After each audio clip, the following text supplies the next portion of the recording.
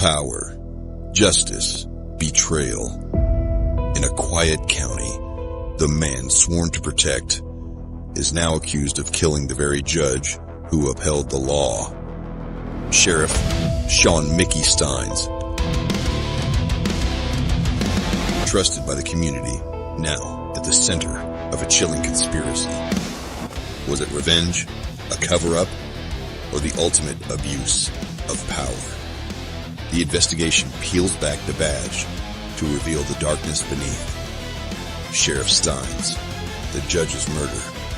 What's going on in this small town in Kentucky?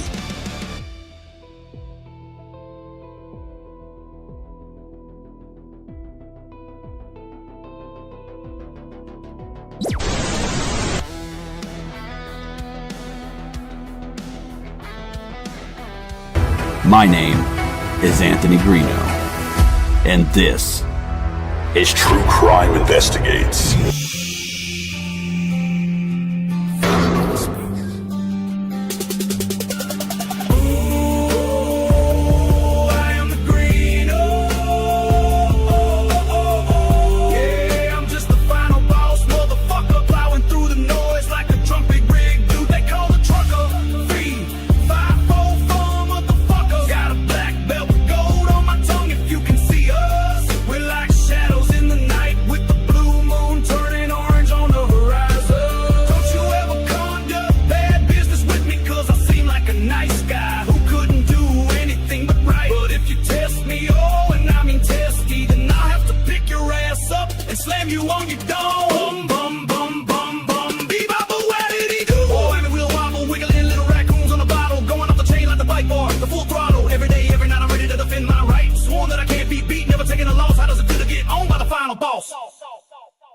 I'm the raccoon whisperer, sipping truth from a mason jar.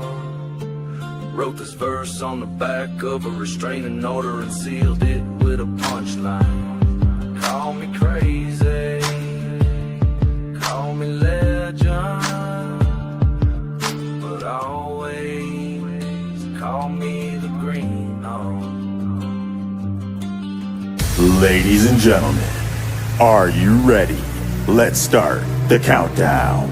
10, 9, 8, 7, 6, 5, 4, 3, 2, 1. YouTube, Facebook, TikTok, or wherever the hell you're watching from, it's time. Anthony Greeno investigates the unsolved as we go inside a true crime. Inside a true crime.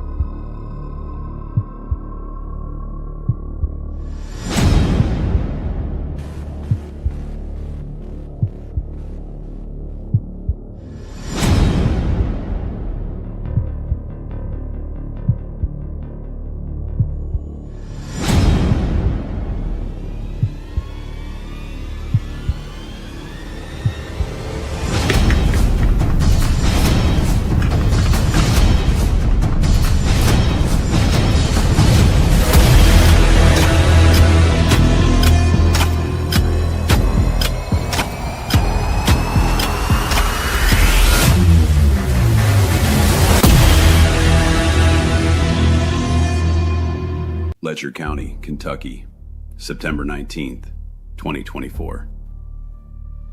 A courthouse stands silent in the mountains, but what happens inside its walls will shake the foundation of Kentucky's justice system. A judge is dead. A sheriff is accused of pulling the trigger. And the truth, still buried under politics, fear, and scandal, may never see daylight. Judge Kevin Mullins wasn't just another nameplate on a courtroom door.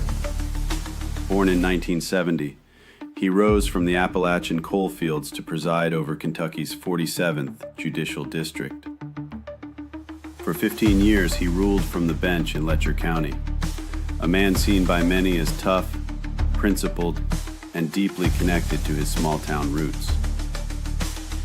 But power changes people. And in the halls of that courthouse, whispers began to spread. Whispers of backroom favors, personal grudges, and something darker brewing beneath the surface. Across the same narrow hallway worked Sheriff Sean "Mickey" Stines, a former bailiff under Mullins turned county sheriff. They once called each other friends. They shared coffee, jokes, even trust. But by 2024, that friendship had soured. Stines was under scrutiny. His department had faced lawsuits, accusations of misconduct and abuse of power, and one of those civil cases landed squarely in Judge Mullins' courtroom. Just days before the shooting, Stines had given a deposition that, according to court records, didn't go his way. It started like any other Thursday. The courthouse clock ticked past 2:30 in the afternoon. Employees saw Sheriff Stines walk quietly toward Judge Mullins' chambers. They closed the door behind them. Minutes later, gunfire. The echoes rolled through the corridors of justice like thunder in a canyon. By the time deputies reached the door, it was over. Judge Kevin Mullins was dead, shot inside his own office by the man sworn to protect him. Sheriff Stines didn't flee. He surrendered. The same badge that once gave him power now hung heavy around his neck like a chain of guilt. The Kentucky State Police took over immediately, but details were scarce. No motive. Then came the stories. After Mullins' death, women began stepping forward. They claimed the judge had used his position to coerce sex, to trade leniency for favors, to manipulate those desperate for freedom. It painted a chilling picture of a courthouse consumed by corruption, a place where justice could be bought, bodies could be used, and silence was currency. But none of it was proven, and Mullins, dead and buried, couldn't defend himself. So the question grew louder. Did Mickey Stines shoot out of rage or out of righteousness? Theory 1. A personal feud. Two men, both powerful, both proud. The judge may have threatened to expose the sheriff, or the sheriff may have discovered something about the judge that he couldn't live with. Theory 2. A cover-up. Stines' deposition, tied to the sexual extortion case, may have revealed secrets implicating Mullins. Eliminating him might have buried that truth forever. Theory 3. Madness. An insanity plea suggests the sheriff snapped. Pressure, politics, paranoia. But insanity doesn't explain timing. It doesn't explain the locked door or the single deliberate shot. In the days that followed, the people of Letcher County gathered outside the courthouse steps. Some mourned a judge they admired. Others whispered that maybe, just maybe, justice had caught up with him. Funeral processions stretched for miles, flags at half-mast. And inside that small mountain town, trust in the system shattered. As of now, Sheriff Sean "Mickey" Stines remains behind bars, charged with murder, awaiting trial. No motive officially released, no ballistic report unsealed, no one speaking on the record, and yet everyone has an opinion. Was it revenge? Was it exposure? Or was it the ultimate breakdown of a man buried beneath the weight of power and lies? In America's justice system, judges and sheriffs represent truth and order. But when those two collide, when the gavel meets the gun, we're left staring into the void where justice used to stand. The death of Judge Kevin Mullins isn't just a tragedy, it's a warning.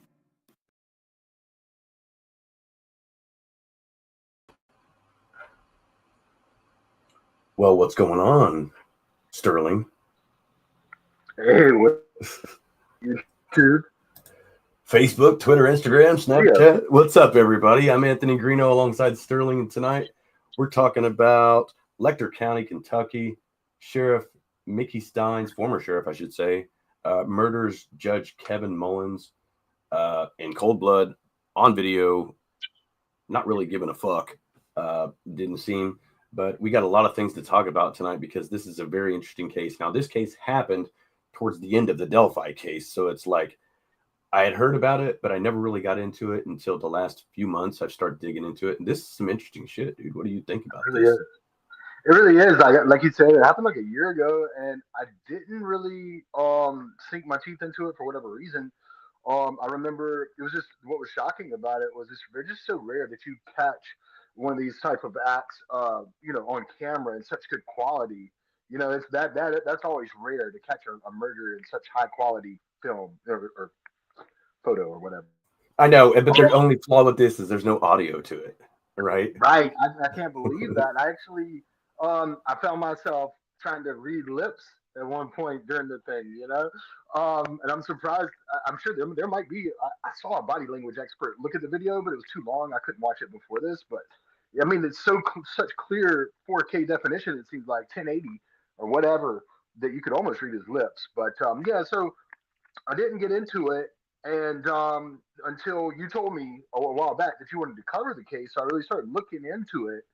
And at first, I was like, wow, there might really be something here, because there's scandals, as you alluded to in the intro, and we'll get there. But like, I think by the end of it, I settled on something more boring than a conspiracy theory per se, which we all know I like those.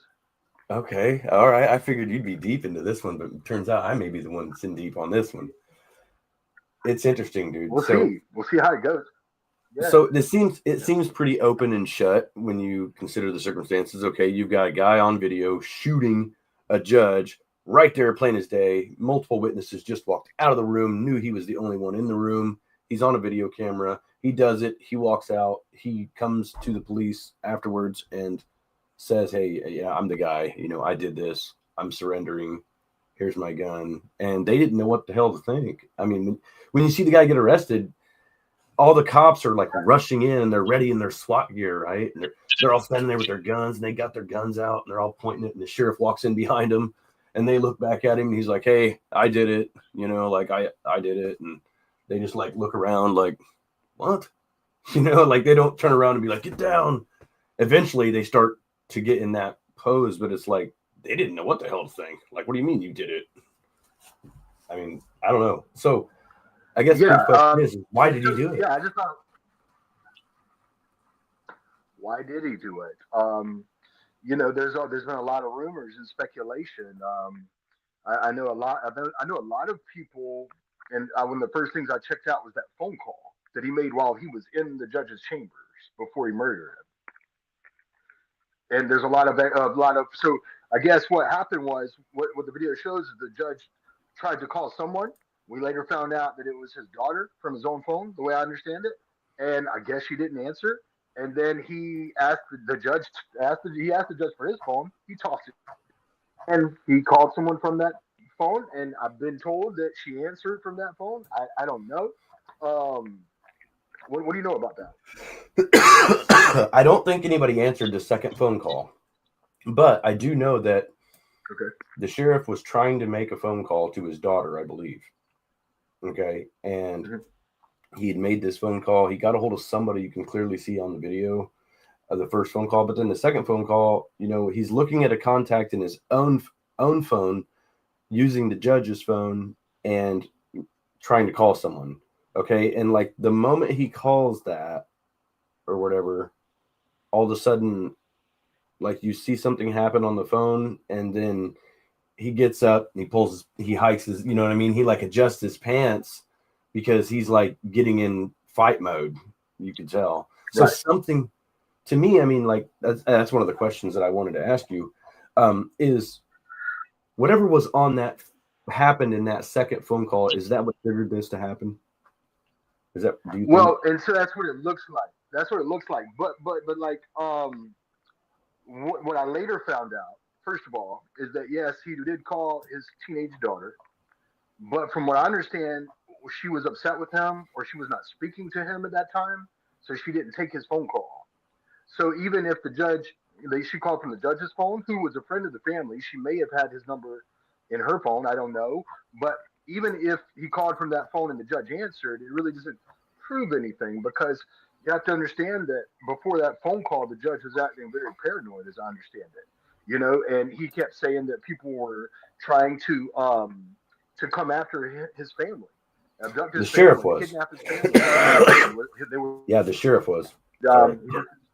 the sheriff was saying that, yes, to other people as well, including the judge. He was saying odd things like that he felt threatened, and so then he went into the judge's chamber, cleared it, and then what we just talked about transpired. Yeah. So I later found out that the daughter denies having it. The way it seemed was maybe the judge was messing around with the sheriff's daughter. Okay, that's the first thing I thought. Okay, is that what this is about? Because you have to assume that the judge knew there was cameras in there. Okay, and we'll come back to that. But like, the daughter has denied it, any sort of relationship with the judge, and I think she confirmed that she didn't take his call because she was upset with him, or they're not on speaking terms, or maybe he was acting crazy, scaring her. I don't know what the circumstances were. Well, it almost seems like he was. Well, that kind of goes into, I mean, just looking at the guy and watching his arrests and things like that, and then you see the defense team raising the question of, you know, was he even like in his right state of mind when he committed this crime? Does he appear to be in some? I mean, they said he hadn't slept for days. He had stayed at somebody else, a relative's house the night before, because him and his wife had an argument. There were allegations and rumors about the wife and the judge were sleeping together. None of that has been confirmed, and I think that she denies that as well. The daughter does too. But I mean, was this guy like just going crazy? I mean, was he on drugs? You know what I mean? For days leading up to this, and that's what caused the extreme paranoia and the no sleep, and all of a sudden he thinks his family's getting kidnapped. Is this a methamphetamine type? You know what I mean? I mean, it could be. I don't know. You know, but no, I don't think it was that. And he didn't seem to have a history of that. But you know, earlier in the day, and this is what I found out. It was actually I think it was 3 days before that.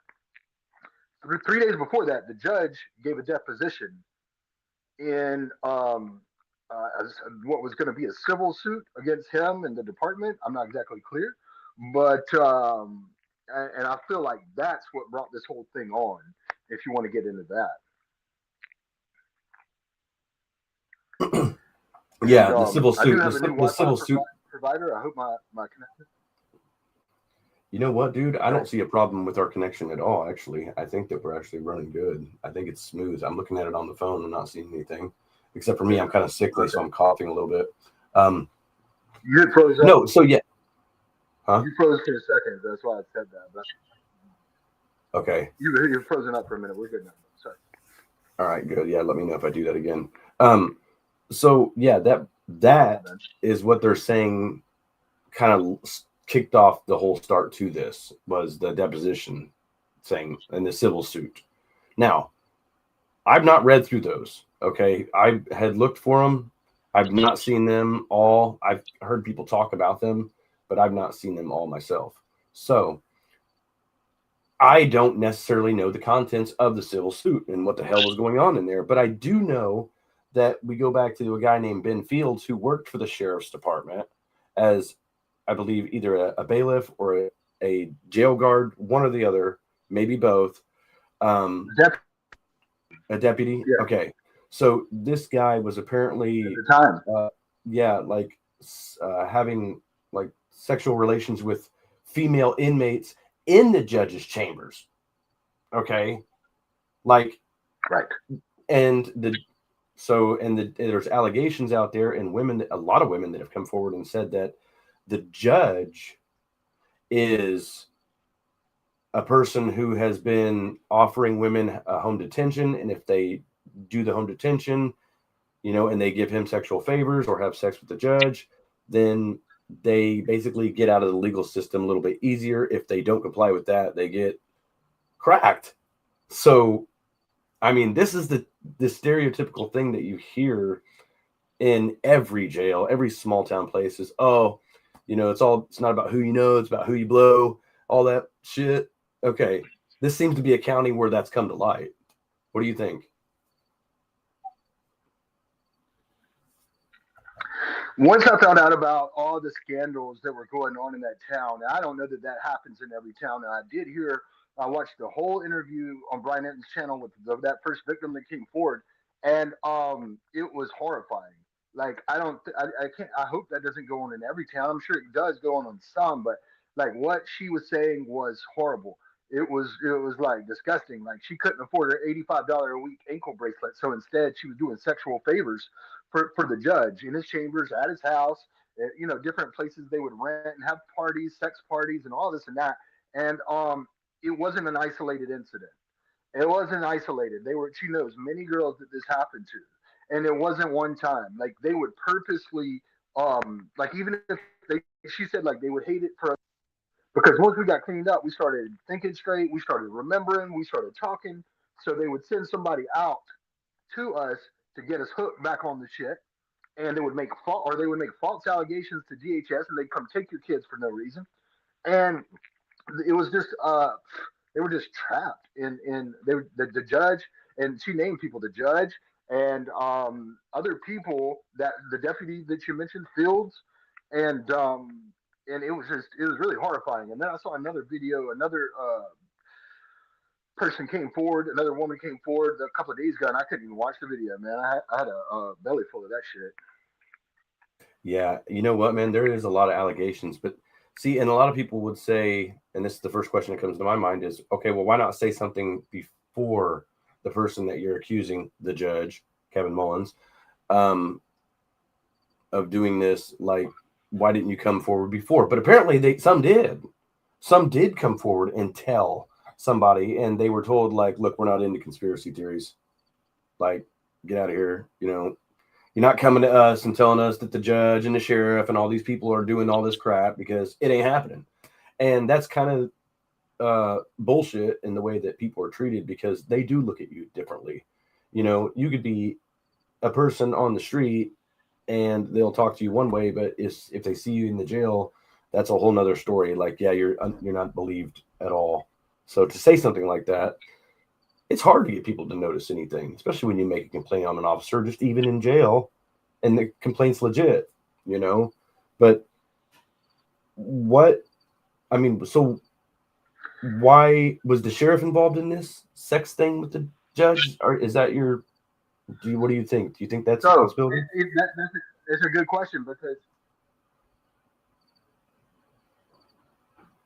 that I'm talking about, I forget her name, Andrea something.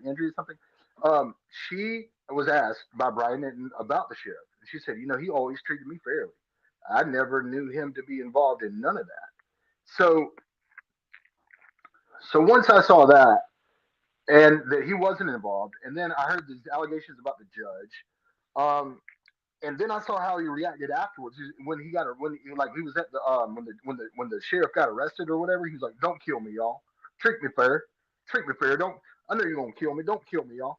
And it was really weird. And I was like, "Well, maybe he knows some shit that we don't know. This judge is shady. Maybe there's all this corruption." But no. And what I found out was, again, sorry if it's not flowing the way but to go back to the deposition 3 days before, the sheriff wasn't involved in anything shady. He was getting sued because his deputy Fields Now was having sexual relations, like as you described it. I just want to make a distinction. He was charged with rape and sodomy. He got charged with rape and sodomizing a woman who was, I forgot how they phrased it, defenseless or restrained or something. It was certainly non-consensual. She was But it at his mercy because he was an authority figure. right, but they made it seem like it was more to it than that. Like almost like she was handcuffed. I forgot the words they used.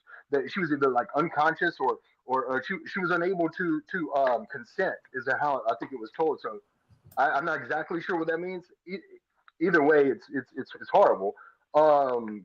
So basically, okay, that guy free of 7 years, 6.5 of them will be served on probation. Um, Now that's settled and done. That's a matter of fact and record. All right. But now there's come civil suits, and this person wants to sue everybody who was, the sheriff and I don't know anybody, the county. I'm not sure, but like Brian Enton on his channel, I'm sure it was on his channel. I was so sure he said that deposition had been leaked, which is very rare. It's very rare for such a deposition behind closed doors to get leaked like this. And I remember reading it. I asked you you said you couldn't find it. No, I did see Gavin Fish talking about it. Right, but see, I think that that was the deposition of in the murder part of it, of killing the judge. But basically, there was in the civil suit, the sheriff was being pressed, and they were coming after him. And I read it, and it was quite disturbing. Basically the gist of it was this: the sheriff was on the hot seat on the stand, and they were asking him things like, "So, did you have as sheriff? Did you develop like policies and procedures that you went over with each one of these deputies?" And he's like, "No." And he's like, "What?" He's like, "What do you mean?" And like, did you or did you not go over policies with all of your deputies? And what they were getting at was that he didn't have these policies and procedures in place, that perhaps this person had not had enough training. And the sheriff, he himself recommended this person for the job.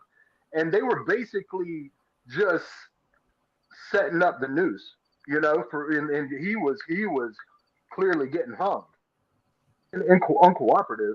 But in the trial, I guess he had a lawyer, and his lawyer, I think, as a matter of record, put on there that the sheriff suffers from California encephalitis. Had you heard of that? No, what the hell is that?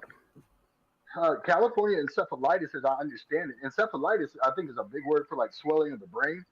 And California encephalitis is a specific type. I think it was because the first case of it was found in California. Now I think it's more prevalent in the Midwest. And this was back in like, I don't know, I want to say like 1973 or some shit, the first case. So this is a real thing. And basically you can imagine like, and really when you get stressed out, they say it can flare up. And anytime you have swelling of the brain, you can,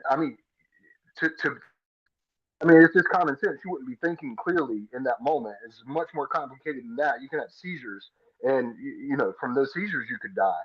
So it is a real thing. And throughout the deposition, it was getting. You could just, and I read it because there's no audio. It was just transcripts, and constantly the sheriff was saying things like, "Wait, I'm sorry. What did you say?" Like, "Hey, I'm sorry. What was the question?" Like, I don't. Bus. And the judge had to intervene several times. Well, it's a different judge, or whoever's fighting over this. He said, "Hey, do we need to take a break? Do you need to take a break?" They kept taking break after break after break after break. And my dude was already on record with a serious mental illness. It lead to a mental illness, whether it's temporary or otherwise. But like, it is no stretch of my imagination that he saw the writing on the wall that he was about to get sued for some shit that he really didn't have anything to do with directly. Right. And I think I think it sent him on a tailspin of the stress and it just got worse and worse and worse until he lost his mind. And unfortunately, that's my theory is that he as because of the deposition, because of the lawsuit, because of the California encephalitis, he literally went out of his fucking mind and thought people were coming to get him, and he murdered his friend for like fucking no reason. It may have been for no. I mean, it seems okay. What if there's? I mean, there's got to be more to the story, though, right? There's all that's plain cut and dry that we see, but we really don't know what the fuck him and the judge were really doing outside. You know what I mean? Of the area.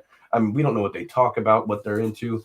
I mean, they could both be crackheads for all we know, you know, and living like a double life. Who knows? The girl did say that there was cocaine at these sex parties they were at, but the sheriff was never there. And, but the sheriff wasn't there. The sheriff was never there, and so you could say that. Oh well, you know, because he's so righteous that he went out and murdered the judge because he knew nothing would ever change. That's dumb to me. What if that's the truth, though? What if the judge was like running this big corrupt thing and he figured it out and just blasted him for it? Well, he would have blackmailed him, or he would have turned him in, or he'd had the evidence, and that shit would have come to light eventually. He could have just arrested him. I mean, he's perhaps. the fucking sheriff. But what, you know what I mean? What he would not do is premeditate his cold blood murder. Go into the chambers where everybody saw him come in and out.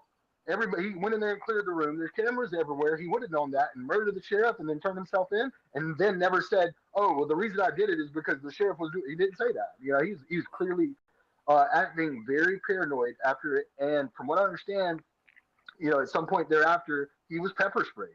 He was pepper sprayed after that because just being uncompliant, not complying, and just being generally fucking psychotic. And they got him on antipsychotics. If I'm not mistaken, they named Risperdal and Seroquel, risperidone and quetiapine, and those are antipsychotics that apparently have worked. And now he's kind of so. And which brings me to... Well, now he's back. If you don't mind... Go ahead. He's what now? I mean, he's back to being, like, more sane now. You know what I mean? Like, that day, he was whacked out that day. He was not in control. He was not in control. And that brings me to my final... One of the final thoughts that I have, which is they got his charges all wrong. Like, they got him charged with what? First-degree murder? They do have him charged with first-degree murder, and I watched his attorney argue that point. I did not. He's going to beat that. He's going to beat that. I'm telling you, he's going to beat that because at worst, this was. I don't think it was premeditated because that's so fucking dumb. He knows where that sheriff comes and goes out of. He could have sneaked up on him in his backyard. He didn't have to murder him right there. He would never have premeditated to murder that sheriff, like in his clear state of mind. Like that. Not like that. No way. No way. Yeah. I don't buy it. And I know what I know about this his condition. What little I know about it, that is legit, bro. Like I mean, and I read those transcripts from 3 days before, where clearly this is a person. And you could say he was acting. You could say that, but I don't think he was, dude. Clearly that he was. He was clearly. No, he was clearly confused. Yeah. Yeah, 100%. Like when I look at that dude, and like, they also said him. Oh, I was just saying, like when I look at him and like you're watching him when he's standing there in the hallway and he's like, just treat me fair, guys, you know, and he's like looking around and like they're talking to him and he's just like sitting there looking at him and like looking around. He's not even answering some of the questions and they're like, Mickey, and he's like, huh? You know, it's like he's not even. It's like he's in a different world almost. You know what I mean? It's like he's actually in psychosis. He's seeing things that, and like running like a video in front of his face in his own mind and not really realizing what the hell's happening here. You know what I mean? Like in front of him. And then he was like really worried about people trying to come and kill him. You know, like what room are you going to put me in? You know, are you guys going to kill me? Like, I mean, that's all signs of someone that's really hot. they were transporting him. And he's like looking around the corner and like crouching, like who's like, come on, guys, like y'all are trying to take me down there and kill me. Is your body cam on? Treat me fair. Like the best thing that happened to him was being charged with first-degree murder. And I guarantee you, his attorneys are salivating because insanity. Yeah, he was. He should get. He should have. They should have and let him plea down to like I don't know 5-6 years or something. Manslaughter. 5-6 years for killing a dude mind. like that. Well, I mean, okay, so yeah. I mean, I think there'd be more time than that. I think that it would be like 5 to 10. I don't think he should serve more than in 10. a mental hospital. Think, hey, he's not going to serve none. Yeah. Well, I mean, yeah, but that's not what they're charging him with, and it's going to back. I don't know what they were thinking when they came up with that charge. That's I mean, because of the blatant. Just, I mean, you got a guy that walked in, just bow, bow, bow, and kept shooting. You know. I mean, it's certainly clear. It's certainly clear. I don't, in the sense that it was on 4K 1080, but it's not clear as to what he was going through his mind and what they were saying. I guarantee you. Like, what the fuck is that guy talking about? It's too bad they don't have it because I guarantee you he was talking fucking crazy. And that judge was just smoking a cigarette. It has nothing to do with anything. But that judge is such a piece of shit. Like, he didn't take his job seriously at all, I don't think. He's in his chambers, in his robe, just smoking a cigarette in his office. Like, what the fuck? Like, it's like it was 1993. I know, dude. I think they still do that in Kentucky. That's what I'm saying. Like, they're crazy. They're fucking weirdos there, dude. They're I'm telling you, dude, they're backwoods as shit. That judge is sitting there chain smoking in his office. He's got someone sitting up on the windowsill, just kicking it. He got a spit cup. Sheriff just walks in like, out, everybody. I'm gonna kick it with the judge for a minute. He's still smoking cigarettes. You know what I mean? Like, what the hell's going on in Letcher County? Like, that's such a weird area. Like, what city is this? Does anybody know? Like, what city is like? Is I don't know. Letcher County? Or did this happen in? I need to know what city this is. Does anybody know that? It's probably a town. I'm guessing it's a town as opposed to a city. It's like, a town, city, there, a village. No way, this is this. Hold on. But yeah. Anyway, okay. Somebody said in the chat the person was not able to consent because she was basically still an inmate. Okay. All right. Look. Whitesburg. Okay. I was just checking the chat to see if you had missed anything. Whitesburg. Okay. Whitesburg. What else did we not cover, Greeno? Well, let me see here. So I've got a thing in notes here. So basically, all right, let's see here. All right, so I guess I'll just go over the notes. It says, so the first thing, the video evidence that they're talking about, is it the smoking gun, or is it just smoke and mirrors? So we've all seen it's just a judge smoking. You think so? Yeah, it's just a judge smoking. It's just a smoking judge. Exactly. So it says, like, we all see like cases where a video clip gets hyped up, but sometimes it's taken out of context or overblown. So tonight, like, we were asking Sterling, do you think that it actually holds any real weight in the case, or is it just another piece of like sensationalism to perpetuate like the case's media? Yeah, I think it makes him look worse than what it is. Honestly, it looks, at first glance, it looks really bad for the judge, because he clearly shot the guy. For the judge or the sheriff? You mean the sheriff? That, but the sheriff. I apologize. It makes the sheriff look worse because you can't hear what he's saying. You don't know the background, and if you just watch that, you say guilty of murder. But I think there's a lot more to it. I'm glad you had me on. Thank you for letting me share some of that. Yeah, for sure, dude. So let's see. Another thing. Let's see. I went through that. We talked about the phone call that could have pushed him over the edge. We talked about that. We talked about, do we think? I think that I'm right along with you, man. This was a crime of like sudden heat. Like, this wasn't premeditated. He made that decision sitting there, right there at that moment. Like, it just snapped. You know what I mean? He did not premeditate that, go in there and plan that all out. Especially like the way he left. He just walked around. I mean, he had no idea what was going on, I don't think. This is a state, like a real he was not in his right state of mind when he committed that crime. And I think that manslaughter would be more of an appropriate, like voluntary manslaughter. You know, he willfully killed someone, but under a state of psychosis. I think that, you know, a sentence of 10 to 15 years is probably a reasonable sentence for something like that, unless he's really good at faking it. So let's look at this. Another angle was that Sheriff, okay, he was in psychosis. He was in a breakdown. We do agree on that. I think the final thing that I wanted to talk about was, could this whole thing have been the cover up for a sex trafficking ring? Okay, could he have been covering it up because they were all going to get exposed by killing the judge? Is there any credibility to the sex trafficking thing with all of these public officials involved, or is it really just kind of a wild twist that was thrown into the mix? What do you think? Like, was the sheriff? I was hoping it was something like, yeah, I was hoping it was some deep conspiracy, and he went in there and said, "Hey, you know what? You fucking ruined my life. I'm gonna ruin yours." But it's something a little more biological and chemical in nature, I'm afraid. I know I forgot to say that the California encephalitis is transmitted by like blood-sucking insects, specifically mosquitoes. I know. I think in the judge's case, it allegedly was the side effects of a tick bite. So blood-sucking insects, specifically mosquitoes, and I guess ticks as well. That's just a side note that I meant to mention.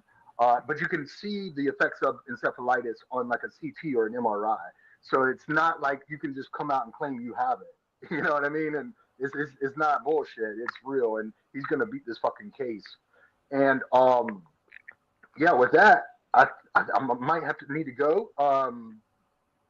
Anything for me? Yeah, just okay. One last question.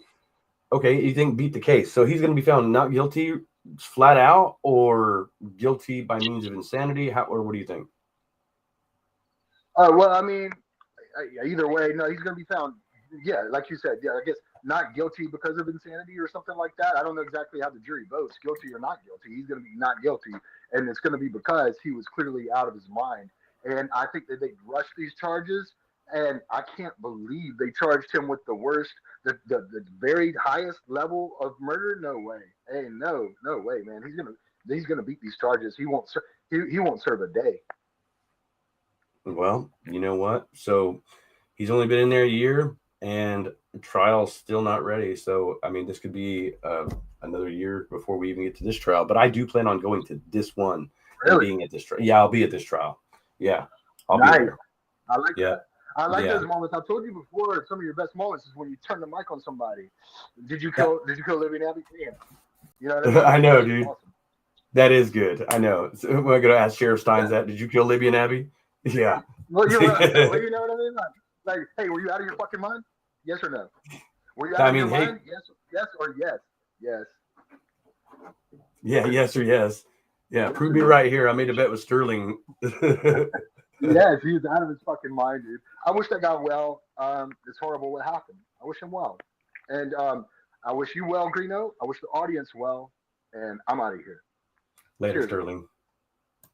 Power, justice, betrayal. In a quiet county, the man sworn to protect is now accused of killing the very judge who upheld the law. Sheriff Sean Mickey Stines. Trusted by the community, now at the center of a chilling conspiracy. Was it revenge, a cover-up, or the ultimate abuse of power? The investigation peels back the badge to reveal the darkness beneath. Sheriff Stines, the judge's murder. What's going on in this small town in Kentucky?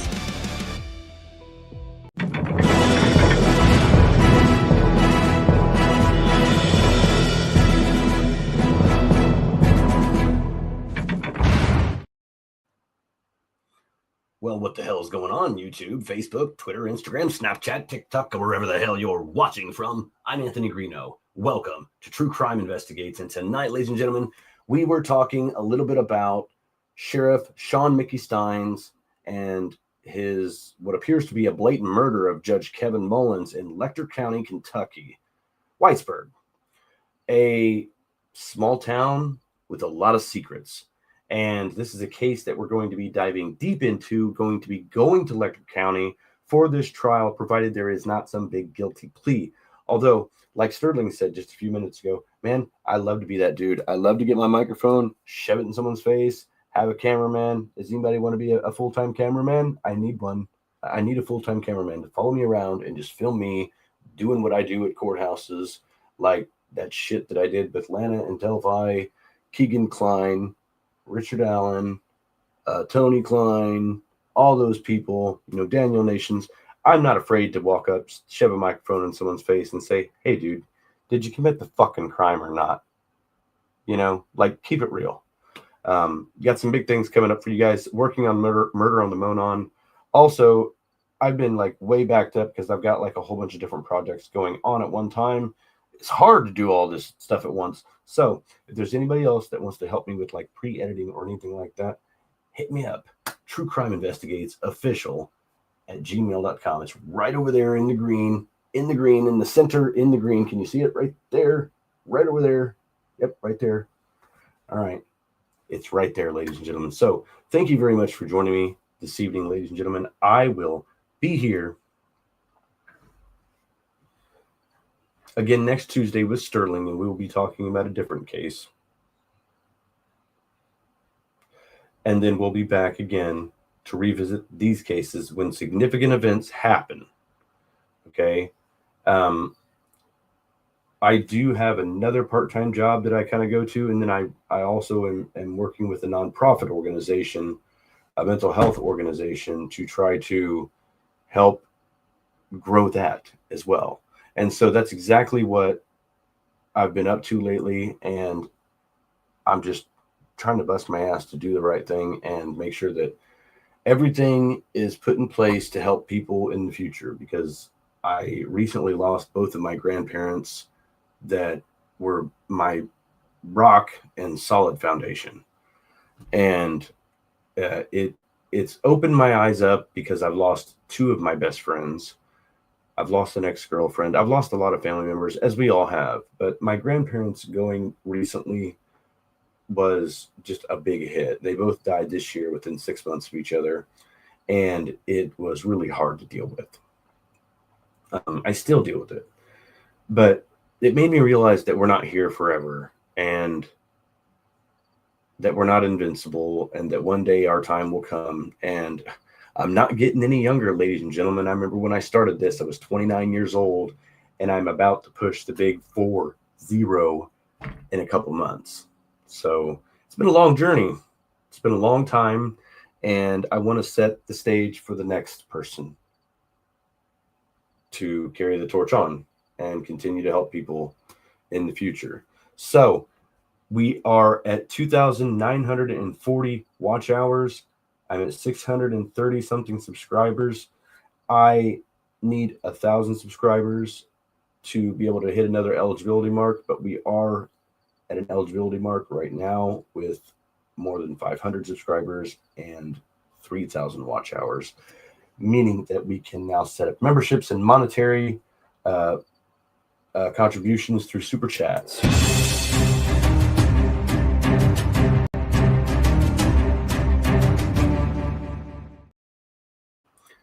And of course, we'll always jump back every once in a while and revisit the Delphi murders case.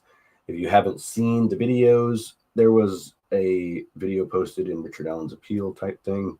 Go check it out. It's nothing really to be worried about. Just they wanted the extension extended again, and they got it. So it is what it is. Richard Allen's found guilty. He'll be in prison for the rest of his life. He don't really give a shit.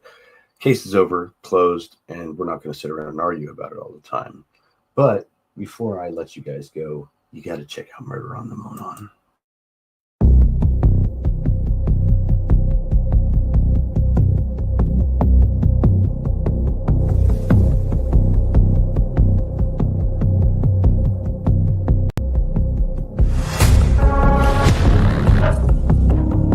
Three words that have haunted a small town.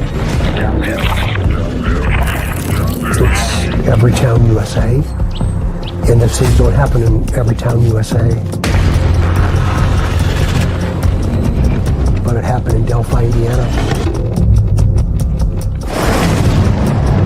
A chilling discovery Why Libby? Why Ed? that turned a safe haven into a crime scene. I think you have to be embarrassed if you're scared right now. A lot of people in town are scared.